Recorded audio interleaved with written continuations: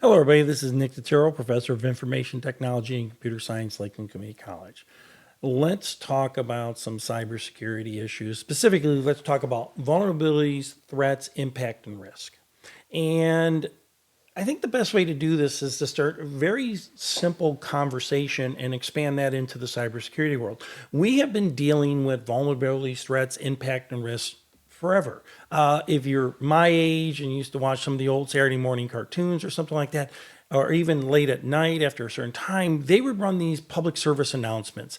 And some of them were meant to kind of scare you, but they're kind of an interesting platform because, again, all the stuff that we talk about with cybersecurity, we have been dealing with for forever. It's just with cybersecurity now, there's that whole digital aspect that is associated with it, where in cybersecurity, we're protecting information and then the outcomes that if that information can be breached. Let's go up to my computer and let's take a real quick look at a little diagram, and then we're going to watch some videos, and we're going to look at a specific cyber breach and where that whole vulnerability, threat, and impact occurred. So let's go up to my machine. All right. Here's a nice little Venn diagram. You can find these on the internet and in textbooks and stuff like that. But we're going to start with the vulnerability. It's some kind of system weakness, all right? It's not been exploited. It's a weakness. You left your equipment out on a desktop and you walked away. You have weak passwords. Your company doesn't have a password policy. There's no firewalls. If you can imagine it, that would what we would call a vulnerability.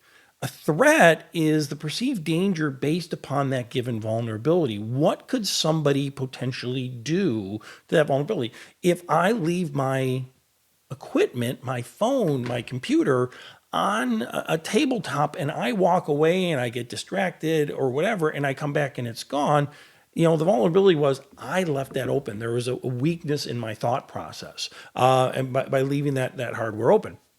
The threat was somebody walked by and said, Now, very similar to other crimes, a lot of times it is opportunity. Did you provide the bad actor the opportunity to make those attacks? There's an old saying in security, all security, that locks only keep honest people out. And what they mean is that you can lock things up and you want to lock things up. I'm not discouraging that, but you want to make it so inconvenient that they go someplace else. If somebody truly wants to acquire that information or acquire the equipment, they're going to find ways, but you make things so inconvenient that they go someplace else.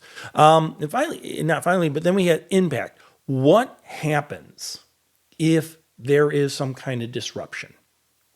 And then finally, risk. Now, risk, we start getting into dollars and cents. If I lose, somebody steals my phone, somebody steals my credit card information, somebody finds out my password and logs in, what is the impact? And eventually, what's that going to cost me? What's it going to cost to get back to make me whole again? Now, we're going to watch a cute little video. I don't know why I remembered this video. It's probably a Midwest thing. I think it may have been coming out Chicago. I remember watching it as a kid and even scratching my head as a kid, but it has nothing to do with cybersecurity. But we're just going to do a quick little video, about 30 seconds, and let's see where this falls into this vulnerability, threat, impact. It's a little interesting. Let's leave it at that.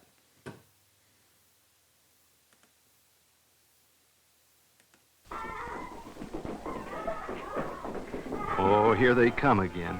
And I'm frightened because a child can become trapped in me and suffocate in 10 minutes. Children have such imaginations. To them, an abandoned refrigerator can be a jail in the Old West.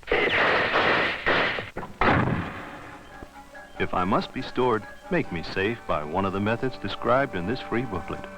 Make me safe so children can play safe. All right. Again, a little bit of a serious subject, a little silly public service announcement. Well, let's kind of break it down, and then we're going to take it, not the video, but we're going to take it into the cybersecurity world for a second here. What was the vulnerability? People leaving refrigerators out. Now, everybody had a refrigerator, so I'm not quite sure. So they might be talking about, the refrigerators that people would put in their garage, or I know it was a big concern in the 60s and 70s. I remember as a kid that they would send these PSAs about don't leave, if you're going to throw out your refrigerator, you had to remove the door. Right.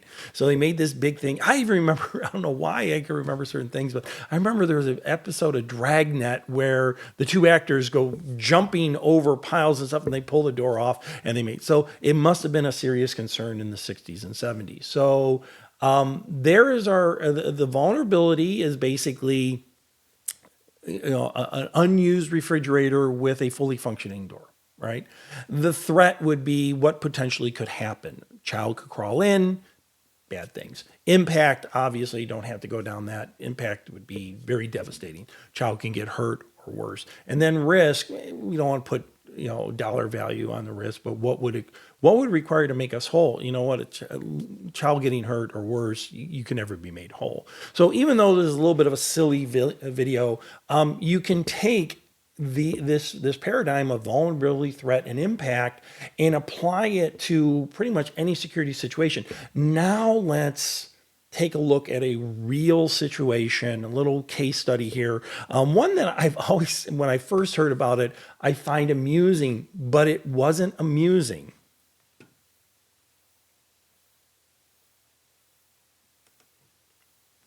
Alrighty. This comes from 2021. It's been around for a while, but basically, somewhere down in Florida, a water plant was hacked. And what happened was, a little backstory, the water plant was hacked and the hacker was elevating the chemical. They used chemicals to treat the water. They elevated the chemical till it got to the point where it was almost at a dangerous level, but it was quickly discovered and they shut it down before the chemical was placed into the water and, potential harm. Well, what happened and why am I smiling? Why do I find this amusing? Fundamentally, what happened was, where are you? Upon investigation, the investigators found out that one of the plant managers had this is 2021, one of the plant managers used an old Windows 7 machine as an access point that they can call in using a modem. So this 2021, let's clarify. It's 2021. There was a plant manager. He grabs an old Windows 7 machine from somewhere, sets it up on his network, and sets up an old style modem. And he would connect in to that computer, and he was able to call in from home to that computer and adjust the levels of the chemicals 24/7. A lot of bad. I'm sorry to laugh. A lot of bad there. First of all, what's the vulnerability? A wide range of vulnerabilities here. First of all, it's an old Windows 7 machine. It hasn't been updated in literally decades. Then he is using an old style modem that can easily be connected in through other old style modems. His password was very, very simple to the point where from my understanding, they weren't even using passwords. Right? It wasn't even a password. And he was using some older technology, something called, if I'm not mistaken, it was PC Anywhere. I remember using that in the 90s. And what PC Anywhere was, it allowed you to do remote control over a modem. So a whole series of vulnerabilities, potential vulnerabilities. One, old system, old hardware, old routers, old operating systems, a lot of vulnerabilities in there. Forget about that for a second. He was using older software, this PC Anywhere, and he didn't put a password on the PC Anywhere. So anybody that knew this, and I suspect there could have been a little bit of inside knowledge, knew that there was a open modem that was connected to a network, had access. So the threat was anybody who had knowledge of that open modem with no password was a potential threat. The impact could have been devastating.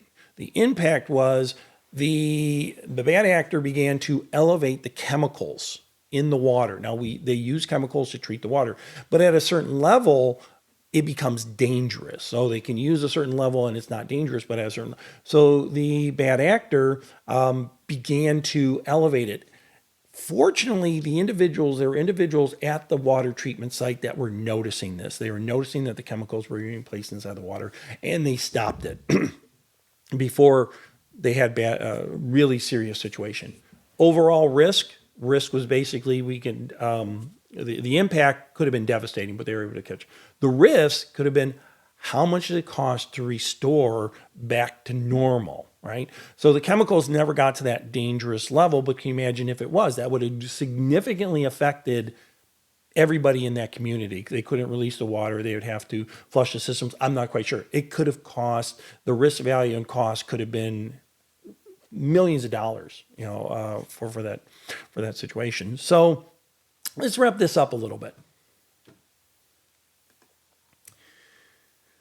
I had a cute little video public service announcement about refrigerators, but I use that to just demonstrate that this is security, whether it be cybersecurity or old style security. We have some kind of vulnerability. Old equipment that you're not using anymore, old refrigerators you're not using anymore, old storage, rooms, car, you name it, you're not using anymore, or whatever. What are the potential vulnerabilities? I remember another PSA, it was called Lock It or Leave It, or find where you left it, where they would say, lock your car. Don't take take your keys with you, but lock your car and take your keys with you, because I guess it was popular if people wouldn't take their keys. The vulnerability was people not locking their cars, people leaving their keys in the car. The threat was, what if somebody saw that, and what if somebody stole their car? The impact would be the car being stolen, and then you're responsible to go out and find a new car or replace it. Risk, how much was it really costing you? I want to bring up a subject, and we're going to end it here. I was raised in the 60s and 70s, and nowadays I hear all this talk about, life was simpler back then, that we never locked our doors. We locked our doors all the time. There was never a time that my parents' doors weren't locked. I don't know, I'm not quite sure where this whole connotation, this nostalgia of there was no such thing as security 20, 30, 40, 50, 60 years ago because we all trusted each other. There was always security, right? We always had locks. Look up historical records. There were locks hundreds of years ago. That security. People knew there were vulnerable stuff. Stuff could have been stolen from you, right? The threat would be somebody stealing it, and the impact would the loss. So a little nostalgia sometimes. I just wanted to bring that up. We've always had security. Now, what are we protecting?